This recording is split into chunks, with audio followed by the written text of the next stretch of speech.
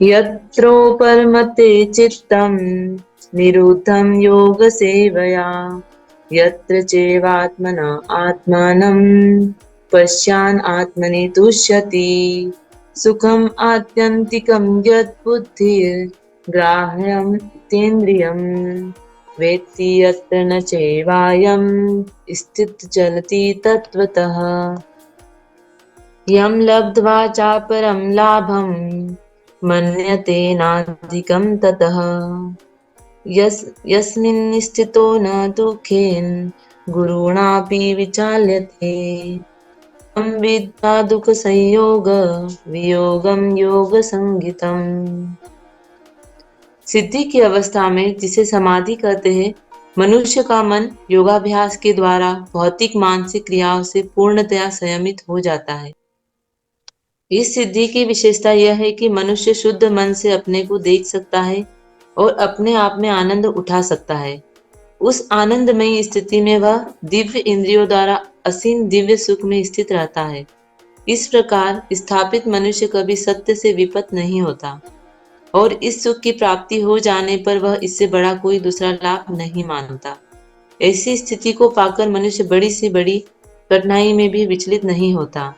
यह निसंदेह भौतिक संसर्ग से उत्पन्न होने वाले समस्त दुखों से वास्तविक मुक्ति है। भगवत गीता 6.20-23। धन्यवाद माता जी। हरे कृष्णा। यहाँ ये 4 श्लोक हैं और 4 श्लोकों का ट्रांसलेशन यहाँ प्रभुपाद ने इस पैराग्राफ में दिया है और इसी को समझाने का प्रयास किया है। तो अगर हम इन श्लोकों को डायरेक्टली समझें भगवत गीता से, तो मैंने कहा था कि भगवत गीता में लगभग 2 पेज का तात्पर्य श्रील प्रभुपाद दे रहे हैं और इसको समझाने का प्रयास कर रहे हैं कि योगी किस तरह सिद्धि की अवस्था प्राप्त करता है और अपने भौतिक मानसिक क्रियाओं से दूर रहते हुए आध्यात्मिक क्रियाओं को संपन्न करता है। क्योंकि वो इंद्रियों को अपने नियंत्रण में कर लेता है और उसके बाद वो आध्यात्मिक क्रियाकलाप उसके अत्यधिक सुदृढ़ हो जाते हैं, अत्यधिक मजबूत हो जाते हैं। अच्छा, उन्हें एक बेस मिल जाता है। तो अंत में लिखा गया है कि यह निसंदेह भौतिक संसर्ग से उत्पन्न होने वाले समस्त दुखों से वास्तविक मुक्ति है। तो भौतिक संसर्ग से जितने दुख होने वाले हैं, मतलब इस मटेरियल वर्ल्ड में जितना हम अपना इन्वॉल्वमेंट रखने वाले हैं, उससे होने वाले जितने दुख हैं, उन सब से मुक्ति मिल जाती है। कैसे मिलती है मुक्ति? मुक्ति तब मिलती है जबकि हम आध्यात्मिक स्तर पर प्रगति कर रहे होते हैं। तो आध्यात्मिक स्तर पर प्रगति हम कैसे कर सकते हैं? यत्रो परमते चित्तम, पहला ही शब्द है यत्रो परमते चित्तम, पश्यान आत्मनि तुष्यति, और अंतिम जो शब्द है पश्यान आत्मनि तुष्यति, यत्रो अपरमते चित्तम, उपरमते चित्तम। तो ध्यान योग में क्या होता है कि हम अपने मन को भगवान में लगाने के प्रयास करते हैं। अगर हम अष्टांग योगी हैं तो भगवान में नहीं लगाएंगे, भगवान की ज्योति में लगाएंगे। शून्यवादी है या मायावादी है तो हम भगवान की ज्योति तक ही अपने आप को सीमित रखते हैं। और वो मन जो भक्ति योगी है वो कहाँ लगाता है? वो भगवान में, डायरेक्ट भगवान के विग्रह में लगाता है। ये ध्यान धारणा और समाधि की जो प्रक्रिया है, तो उसमें से ये धारणा है कि हमने ऐसी धारणा कर ली कि हमें इस तरह से ये करना है और उस तरीके से हम अपने आप को संयमित करते हैं। तो भगवान के स्वरूप के सिवाय कोई और आकृति, कोई और स्वरूप हमारे सामने उपस्थित ना हो, उसकी उपेक्षा करना, मतलब अपने चित्त को भगवान में लगाना, ये योगी का बहुत बड़ा कार्य होता है। इंद्रिय निग्रह जो कहा गया है ना, इसीलिए कहा गया है। तो इसलिए जो ध्यान करने वाला है, जो योगी है, वो अपने मन को, अपनी इंद्रियों को केंद्रित करता है, फोकस करता है।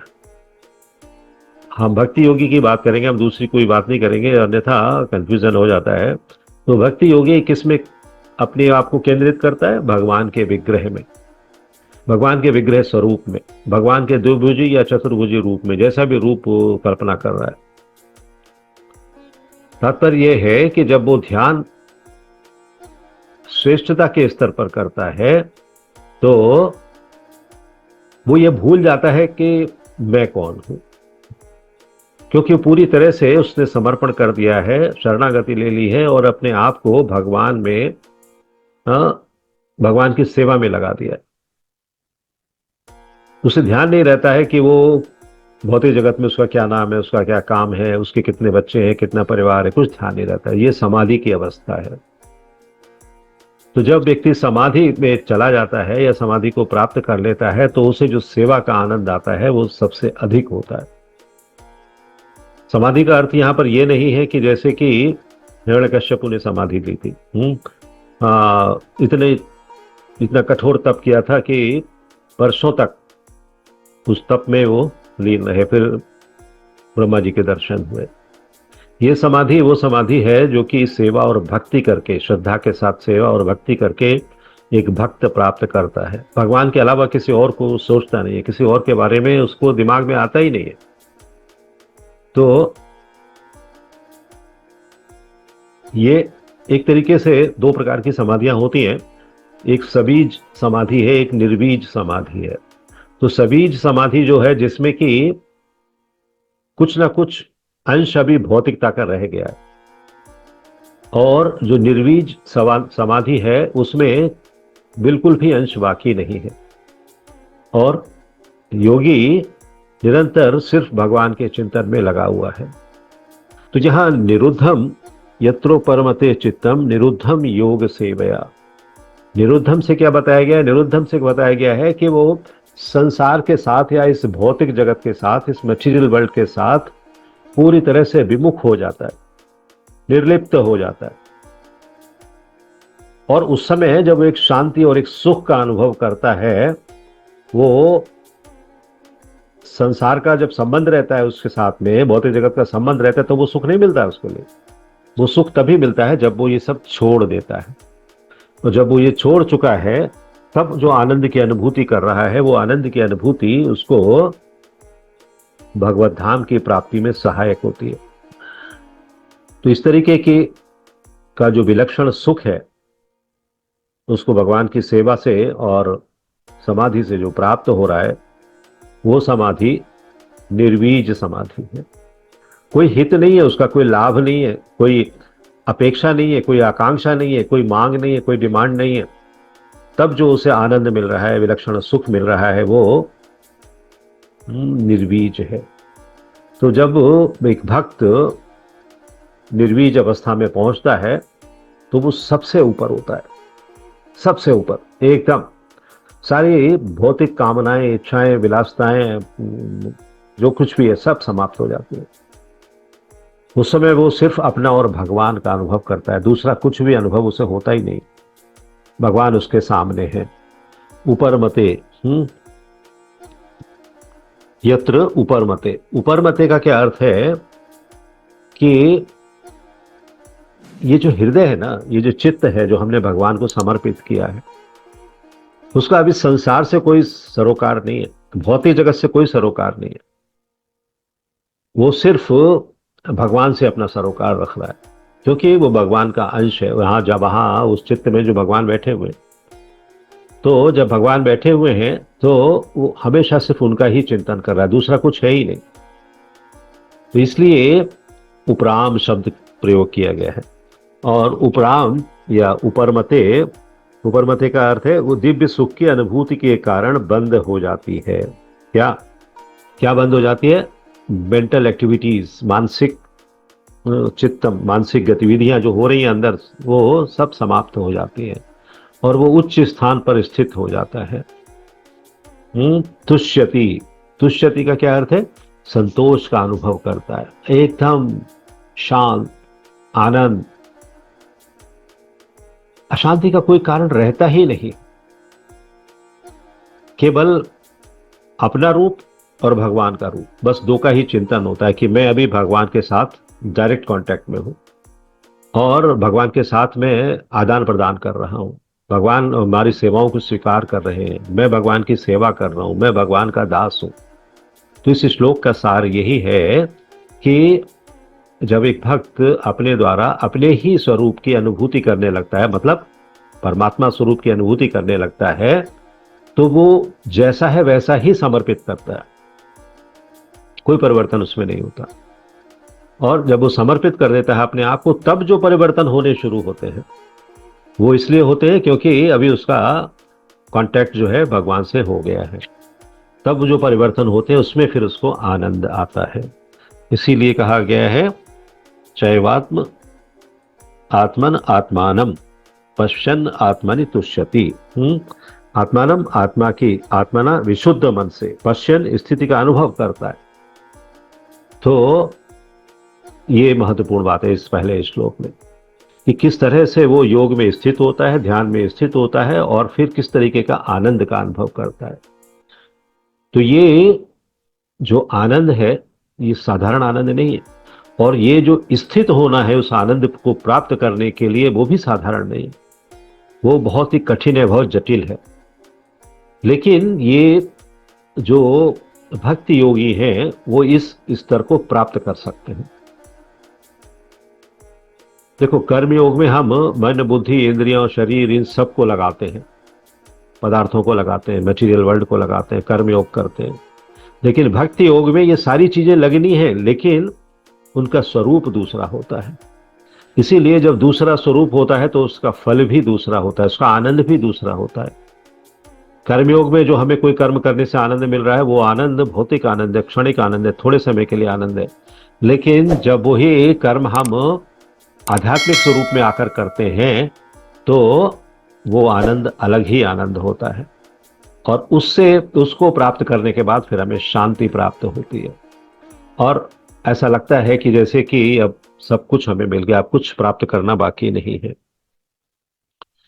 सुखम आत्यंतिकम यत्तद बुद्धि ग्राह्यम अतीन्द्रियम। दूसरा श्लोक, सुखम आत्यंतिकम यत्। तो ये जो भक्ति योगी है वो जिस प्रकार से सुख का अनुभव कर रहा है इस मटेरियल वर्ल्ड में, इस भौतिक जगत में, उससे बढ़कर तो कोई सुख है ही नहीं। मटेरियल वर्ल्ड में तो उसके समान कुछ है ही नहीं, लेकिन आध्यात्मिक जगत में भी उससे ऊपर और कुछ नहीं है। कारण क्या है कि ये तीनों गुणों से पार है, तीनों गुणों का उसमें कोई लेना देना नहीं है, और अपने आप में ये इतनी अच्छी तरीके से स्थापित है कि अगर हमने उसे प्राप्त कर लिया तो उसके छोड़ने की कोई गुंजाइश नहीं है, किसी भी तरीके से छूट नहीं सकता है। तो इसलिए ये अक्षय सुख है। अक्षय का मतलब जिसका नाश नहीं होता है, नाशवान नहीं है। ये परम सुख है, परम आनंद है। इसी सुख को यहां पर क्या कहा गया है? आत्यंतिक। आत्यंतिक, आत्यंतिक को देखो परम शब्दार्थ में श्रील प्रभुपाद कहते हैं आत्यंतिक परम। ग्राह्यम ग्रहणीय, अतीन्द्रियम, अतीन्द्रिय मतलब इंद्रियों से भी परे है। अभी अतीन्द्रियम शब्द जो है इस सुख को इंद्रियों से परे बताने का तात्पर्य क्या है कि ये सुख राजस, तमस और सत, इन तीनों से विलक्षण है, एकदम अलग। राजस सुख क्या होते हैं? सांसारिक वस्तुओं के सुख होते हैं, व्यक्तियों के सुख होते हैं, वस्तुओं के सुख होते हैं, पदार्थों के सुख होते हैं, परिस्थितियों के सुख होते हैं। हाँ, तो ये सारे सुखों से परे है, इसलिए इसको अतीन्द्रिय कहा गया, मतलब इंद्रियों से परे है। तो किसी वस्तु का या व्यक्ति का जब हमें हासिल हो जाता है तो हमें लगता है हमने बहुत बड़ी जीत कर ली है, लेकिन वो जीत भौतिक जगत की जीत है। हमें किसे प्राप्त करना है? हमें भगवान को प्राप्त करना है। अगर हम भगवान को प्राप्त करने में अपने आप को उस तप के साथ स्थापित कर पाए जिसका हमने पहले श्लोक में वर्णन किया, तो निश्चित तौर पर हमें अतीन्द्रिय सुख मिलेगा। और इस आत्यंतिक जो शब्द आया, इस आत्यंतिक सुख में मतलब परम सुख में कोई भी पराधीनता नहीं है, हम स्वाधीन रहते हैं। भगवान और हम, दूसरा कोई है ही नहीं। और भगवान के अधीन हम पराधीन होकर नहीं रहते, दास के रूप में रहते हैं। भगवान की हर इच्छा को अपनी इच्छा स्वीकार करते हैं, तो फिर भगवान के दासत्व में हमें आनंद आने लगता है। और ये जो सुख है, वहां तक किसी भी प्रकार के भौतिक साधन से हम नहीं पहुंच सकते। उसके लिए हमें जरूर भक्ति योग ही करना पड़ता है। और यह तद बुद्धिग्राह्यम, बुद्धिग्राह्यम, बुद्धिग्राह्य मतलब क्या है कि बुद्धिग्राह्य कहने का तात्पर्य है कि ये जो सुख हमें मिल रहा है, इस सुख को हम बहुत आसानी से, हमारी बुद्धि भी आसानी से उसे पचा रही है, मतलब उसको स्वीकार कर रही है। उस सुख से विरक्त नहीं हो रही, उस सुख से उदासीन नहीं हो रही है। ऐसे तो आलस से हम करने बैठते हैं या कुछ प्रमाद करते हैं, पागलपन करते हैं, हंसी मजाक करते हैं, उसमें भी हमें बहुत सुख मिलता है, लेकिन उसमें बुद्धि हमारी काम नहीं करती है। आलस्य में कौन सी बुद्धि काम कर रही है? कुछ नहीं काम कर रहा है। यहां पर जब हम भक्ति योग कर रहे हैं, भगवान के साथ चिंतन कर रहे हैं, तो हमारी बुद्धि भी भगवान के चिंतन में लगी हुई है, और उस समय जो सुख मिल रहा है वो, इसीलिए लिखा गया है, वो बुद्धिग्राह्यम है। आप एक एक शब्द देखो कि कितना महत्वपूर्ण है, बुद्धिग्राह्यम। तो आलस्य और प्रमाद में कोई सुख नहीं मिलता है, इसीलिए आत्यंतिक सुख कहा गया है, क्योंकि उसमें बुद्धि भी युक्त है, बुद्धि भी लगी हुई है। और जब बुद्धि लगी है तो हमारा विवेक अच्छी तरह से कार्य कर रहा है, विवेक के लिए कहीं कोई असुविधा नहीं हो रही, कोई प्रॉब्लम नहीं है। इस आत्यंतिक सुख के कारण हमारी जब विवेक शक्ति ठीक से काम करती है, तो हमारा सुख और भी बढ़ता है, आनंद हमारा और भी बढ़ता है। और फिर हम आत्यंतिक, दो एक शब्द प्रयोग हुआ, एक अतीन्द्रिय शब्द प्रयोग हुआ, बुद्धिग्राह्य प्रयोग हुआ। इसका मतलब है कि हम सतोगुण, रजोगुण और तमोगुण, इन तीनों गुणों के अतीत, मतलब इनके पार चले गए हैं। हम पर अभी इन गुणों का कोई असर होने वाला नहीं है, ये गुण निरर्थक हैं। इसलिए वेत्ति यत्र न चैवायम स्थिर चलति तत्वतः। हाँ, तो भक्ति योगी जो है अपने आप सुख का अनुभव कर रहा है, और इस सुख में स्थित होकर वो विचलित नहीं हो रहा है। हाँ, स्थित चलति तत्वतः, हाँ, तत्व का ज्ञान हो जाने के कारण स्थिर हो गया है, कोई भी विचलन नहीं है, उसमें कोई भी हलचल नहीं है, कोई भी परेशानी नहीं है, कोई भी संकट नहीं है, और ये सुख अखंड तौर पर चला जा रहा है, मिल रहा है। अभी आप देखो, एक उदाहरण यहां पर आता है, जिस प्रकार मुस्लिम राजाओं ने, मुस्लिम नवाबों ने धोखे से छत्रपति शिवाजी महाराज के पुत्र को अरेस्ट किया था और उनको मुस्लिम धर्म स्वीकार करने के लिए कहा। परंतु जब उनके पुत्र का नाम था संभाजी, संभाजी ने उसको स्वीकार नहीं किया, तो मुसलमानों ने उनकी आंखें निकाल ली, उनकी चमड़ी खींच ली, तो भी वे हिंदू धर्म से किंचन मात्र भी विचलित नहीं हुए। इसको तप कहेंगे। संघर्ष हो रहा है, युद्ध चल रहा है, और व्यक्ति अपने मार्ग से विचलित नहीं हो रहा है। तो ये बहुत बड़ी बात है, जो एग्जाम्पल यहाँ पर मैंने बताया है। लेकिन हमें भक्ति योग करते समय ऐसा कोई चैलेंज सामने नहीं आएगा हमारे, लेकिन फिर भी जब इतना बड़ा चैलेंज सामने नहीं आएगा, तो फिर बाकी चैलेंजेस छोटे ही होंगे इससे। जब छोटे होंगे तो फिर हमें उन्हें हमेशा निग्लेक्ट करना चाहिए, चैलेंजेस को किनारे कर देना चाहिए। तात्पर्य यह होता है कि मनुष्य जब तक अपनी भौतिकता में रहता है, तब तक ये सब चीजों को छोड़ता नहीं है, वो स्वीकार करता रहता है। और जहां वो आध्यात्मिकता में आता जाता है, तो इन सब चीजों को छोड़ सकता है, और जब छोड़ता है तभी उसको आनंद की शुरुआत होती है, अन्यथा आनंद की शुरुआत नहीं होती। तो समाधि में रहकर जो तपस्या करने वाली बात है ना, वो अपनी चमड़ी खिंचवा देने से और आंख निकलवा देने से कहीं आसान है, मेरा कहने का तात्पर्य है। तो इसलिए हमें कोई भी संकट क्यों ना हो, हमें इसका बहाना नहीं लेना चाहिए कि ये संकट है इसलिए हम नहीं कर पा रहे हैं, ये प्रॉब्लम है हमारी लाइफ में इसलिए हम नहीं कर पा रहे हैं। नहीं, कोई बात नहीं। भगवान ने, श्रील प्रभुपाद ने हमको वो मौके दिए हैं, वो अवसर दिए हैं कि हम इसका उपयोग कर सकें भगवान के लिए। तो भगवान के लिए जब उपयोग करेंगे, तो फिर क्या होगा? यम लब्ध्वा चा परम लाभम, यम लब्धा च अपरम लाभम मन्यते न अधिकम ततः। तो जो सुख प्राप्त हो रहा है ना, उसी की बात है अभी। तो तप करने से, जो समाधि करने से जो सुख मिल रहा है, तो मनुष्य को जो सुख प्राप्त है उससे अधिक सुख जब दिखता है उसे, तो वो उसके लोभ में आकर विचलित होने लगता है। भौतिक जगत में विचलित होता है वो, अरे ये तो और मिल गया, बढ़िया हो गया, अब तो हाँ अभी तो और आनंद आएगा। लेकिन आध्यात्मिक जगत में जो सुख मिलता है, कितना भी बढ़ता जाता है, विचलित नहीं होता है, आनंद आता है उसमें। तो एक उदाहरण यहां भी देता हूं कि जैसे किसी को 1 घंटे के 100 रुपए मिलते हैं काम करने के, और उतने ही समय, मतलब 1 घंटे में दूसरी जगह कहीं वो काम करता है तो उसे 1000 रुपए मिलते हैं। तो वो 100 रुपए की स्थिति से विचलित हो जाएगा और 1000 रुपए की स्थिति में चला जाएगा। मतलब वो सोचेगा अरे 100 रुपए वाला काम छोड़ो, फिर देखेंगे जो कुछ काम नहीं होगा, फिलहाल 1000 वाला काम कर लेते हैं, 10 टाइम्स मोर इनकम है। हाँ, तो ये भौतिक जगत की स्थिति है। आध्यात्मिक जगत की स्थिति क्या है कि भले ही उसे 100 रुपए के बराबर आनंद मिल रहा हो, वो उसे छोड़ता नहीं है। 1000 रुपए के बराबर आनंद उसे वही मिलने लगता है जब वो उसमें कंटिन्यू करता है, उस योग में। हाँ, तो निद्रा है, आलस्य है, प्रमाद है, ये तामसी सुख है, और इनके लिए व्यक्ति 100 रुपए से 1000 रुपए की ओर भागता है कि 1000 रुपए का सुख मुझे मिल जाए। लेकिन इसमें जो सुख होता है वो भी चला जाता है, रहता ही नहीं है। क्योंकि आप कहाँ हो, आप लक्ष्मी के अधीन हो गए। आप सोचने लगे कि कैसे मैं अधिक से अधिक कमाऊं। और यस्मिन यस्मिन स्थितो न दुखे न गुरुणापि विचाल्यते।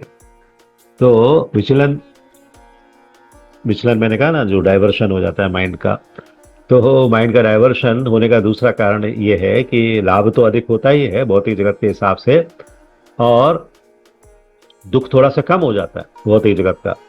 इसलिए वो इस लाभ के कारण विचलित हो जाता है कि 1000 रुपए मिल रहे हैं, चलो ठीक है, अभी 2-4 दिन काम नहीं भी मिलेगा तो मेरे लिए 2-4 दिन का इंतजाम हो गया, तो इसे ये सुख मिल रहा है। लेकिन ये सुख अस्थायी है, ये उसे पता नहीं है।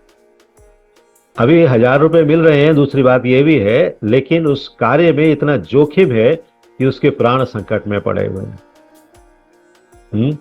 तो जब प्राण संकट में पड़े हुए हैं तो ऐसे 1000 रुपए से क्या लाभ कि सुख मिलना ही बंद हो गया। 100 रुपए थे तो आनंद था उसके लिए, अभी 1000 रुपए तो मिल रहे हैं, लेकिन 1 घंटे में ही वो उसकी जान खींचे ले रहा है, और पता नहीं कि वो जिंदा रह भी पाएगा कि नहीं रह पाएगा।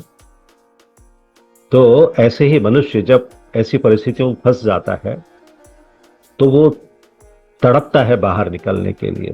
जिस तरह से समुद्र की भंवर जाल में कोई जीव फंस जाए और उसके बाद उसे निकलना मुश्किल हो जाता है, उसी तरीके से ऐसी कामनाओं की, इच्छाओं की, भौतिक जगत की भंवर जाल में व्यक्ति फंस जाता है।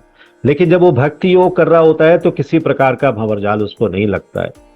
वो सीधा सीधा, क्योंकि उसका मन तो उसने समर्पित कर दिया, अपनी इच्छाएं समर्पित कर दी, अपना इंद्रियां समर्पित कर दी, सबको समर्पित कर दिया, अपने लिए कुछ कर ही नहीं रहा है। अब 100 हो या 1000 क्या फर्क पड़ता है उसके लिए। 1000 मिलना होगा तो 1000 में भी वो एंजॉय करेगा, 100 मिलना होगा तो 100 में भी एंजॉय करेगा। तो कोई रिस्क नहीं है उसके लिए, नो रिस्क एट ऑल। तो दुखेन गुरुणापि, गुरुणापि मतलब गंभीर, बहुत भारी, अत्यंत कठिन होने पर भी दुखेन, दुखों से विचार लेते चलायमान होता है, मतलब वो इधर उधर विचलित होता रहता है। इसलिए जो भक्ति योगी है वही आनंद का अनुभव करता है, दूसरा कोई और आनंद का अनुभव नहीं कर पाता। हाँ, क्योंकि जितने भी दुख आते हैं वो दुख भौतिक जगत के दुख हैं, उनको तो उसने पहले ही किनारे कर दिया है, मुझे कुछ लेना देना नहीं है। जन्म मृत्यु जरा व्याधि आता है तो आने दो, मैं अब समर्पित हो गया हूं। उसने अपने आप को भगवान के साथ तादात्म्य में स्थापित कर लिया है। मुक्ति नहीं ले ली, तादात्म्य में स्थापित कर लिया अपने आप को। क्या कहना चाहिए, एट पार, भगवान के साथ अपने को जोड़ लिया है। इसलिए वो अनुकूल प्रतिकूल परिस्थितियों से कोई फर्क ही नहीं पड़ रहा है उसे, मान सम्मान से कोई फर्क नहीं पड़ रहा है, लाभ हानि से कोई फर्क नहीं पड़ रहा है, सुख दुख से कोई फर्क नहीं पड़ रहा है। हाँ, तो प्रकृति से संबंध विच्छेद कर लिया, प्रकृति के गुणों से संबंध विच्छेद कर लिया, तो ये सब आध्यात्मिक स्थिति है। आप अभी पूछोगे मान लो कि प्रकृति से हम संबंध विच्छेद कर सकते हैं कि नहीं कर सकते हैं, इस स्थिति में नहीं कर सकते आप। आपको प्रकृति के गुणों के अधीन ही रहना पड़ेगा। वो धीरे धीरे अभ्यास करके वो स्थिति प्राप्त की जाती है और उसमें कई कई जन्म भी लग सकते हैं। तो इस तरह से विद्याद दुख संयोग वियोगम योग संगीतम, वो योग में समाधि प्राप्त किया हुआ व्यक्ति माना जाता है। कौन? जो दुख सुख के संयोग से उत्पन्न होने वाले कष्टों को कुछ नहीं मानता, स्वीकार ही नहीं करता है। तो ये चारों श्लोक जो हैं बहुत ही महत्वपूर्ण हैं। इसमें भक्ति योगी की उस स्थिति का वर्णन किया गया है जिसमें वो भक्ति योग बहुत ही कंट्रोल के साथ, बहुत ही संयमता के साथ, बहुत ही नियमितता के साथ संयमित रहकर प्राप्त कर रहा है। राइट। तो अभी हम रुकेंगे यहाँ पर। आपको कोई प्रश्न है इन चारों श्लोकों के संबंध में तो कर सकते हैं।